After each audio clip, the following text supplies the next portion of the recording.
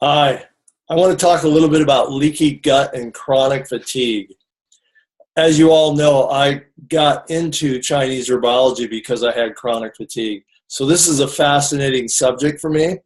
And I had chronic fatigue and leaky gut before they were called leaky gut and chronic fatigue.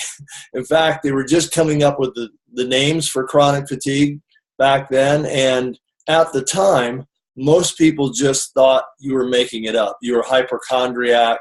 You couldn't possibly be having those symptoms, especially with me because my blood work looked really good, but I had all these complaints and these problems with my health. So it's fascinating today how we've just taken quantum leaps in our understanding about how the body works. And what I learned today, which is so fascinating to me, is that the connection between gluten and leaky gut.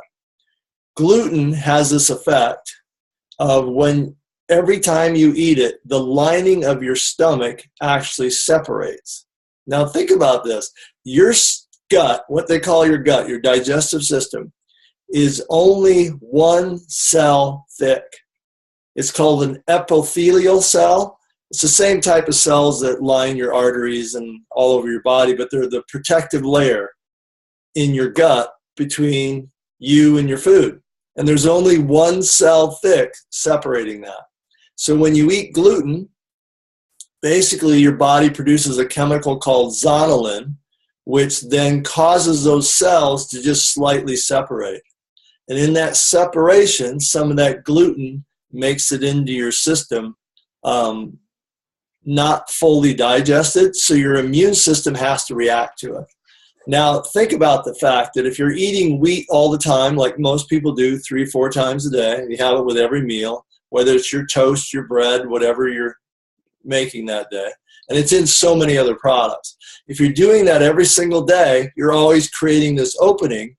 And then if you combine that, like most people, with a poor diet, meaning you're having soda pops with chemicals in it, you're having processed food that has a host of chemicals in it, aspartame, MSG, maybe you're eating a lot of genetically modified food, which has its own pesticides right in the food.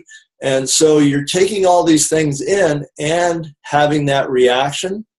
And so all of these chemicals are getting into your system at a much higher rate than they're supposed to. If you had really good digestion, a lot of that would be taken out and sent to your liver for detoxing. Depending on the health of your liver, it would determine how you're going to react to it further down the chain.